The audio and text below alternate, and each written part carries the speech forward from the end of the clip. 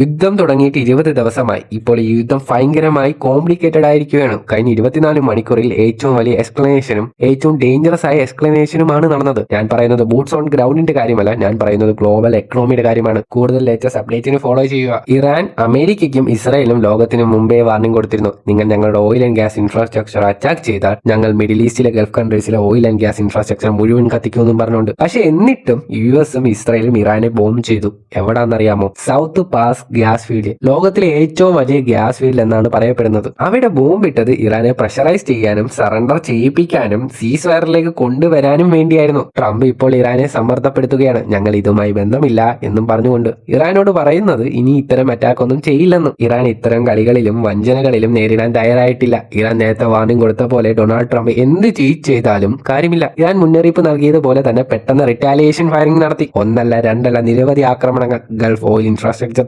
വെച്ചിരിക്കുകയാണ്. ഇറാൻ നേരത്തെ പറഞ്ഞിരിക്കുന്നത് ഞങ്ങൾക്ക് ഫ്രണ്ട്ലി നെയ്ബറിംഗ് കൺട്രീസിന്റെ എക്കണോമിയെ ചാർജ് ചെയ്യാനുള്ള ഇന്റൻഷൻ ഇല്ലെന്ന്. പക്ഷേ ഇപ്പോൾ പുതിയ ഫേസ് ഓഫ് വാറിലേക്ക് കടന്നിരിക്കുകയാണ്. യുഎസും ഇസ്രായേലിന്റെ അഗ്രഷൻ കാരണം ഞങ്ങൾ എനർജി സെക്ടർ എഫക്റ്റീവ്ലി ചാർജ് ചെയ്യും. അമേരിക്കയുമായി ലിങ്ക് ഉള്ള energy sectors, American share holders ഉള്ളവ എല്ലാം ലെജിറ്റിമേറ്റ് ടാർഗറ്റ്സ് ആണ്. അതുകൊണ്ടാണ് കഴിഞ്ഞ 24 മണിക്കൂർ നിങ്ങൾ കാണുന്ന ഗൾഫ് കൺട്രീസിലെ വലിയ ഫെസിലിറ്റീസിന് നേരെയുള്ള ആക്രമണങ്ങൾ. അതിൽ ഖത്തറിലെ ലോകത്തിലെ ഏറ്റവും വലിയ LNG പ്ലാന്റ് പോലും ടാർഗറ്റ് ചെയ്തിട്ടുണ്ട്. സൗദി അറേബ്യയും ടാർഗറ്റായി. അബുദാബിയിലും മിസൈൽ ഫയർ ചെയ്തിട്ടുണ്ട്. ഇതുകൊണ്ട് എനിക്കും നിങ്ങൾക്കും എന്താണ് പ്രശ്നം? പറഞ്ഞുതരാം. ഒരു രാത്രി കൊണ്ട് യൂറോപ്പിൽ LNG പ്രൈസ് 30% കൂടിയിരിക്കുന്നു. ഇന്ത്യയിൽ 40% LNG വരുന്നത് ഖത്തറിൽ നിന്നാണ്. അതിനാൽ വരാനിരിക്കുന്ന ദിവസങ്ങളിൽ നമ്മുടെ സ്റ്റോക്ക് മാർക്കറ്റിന്റെ അവസ്ഥ ഭയാനകമായിരിക്കുന്നു. സ്റ്റോക്ക് മാർക്കറ്റിന്റെ കാര്യം പറയുവാണെങ്കിൽ ഒരു ദിവസം കൊണ്ട് 12 ട്രില്യൺ രൂപയാണ് ഇല്ലാതായത്. സെൻസസ് 2400 പോയിന്റ് ഇടിഞ്ഞു. ഇത്തരത്തിലുള്ള മാസീവ് ക്രാഷ് സാധാരണ ദിവസങ്ങളിൽ കാണാൻ കഴിയില്ല. മാർക്കറ്റിന്റെ കാര്യത്തിൽ ഭയങ്കര പാനിക്കാണ്.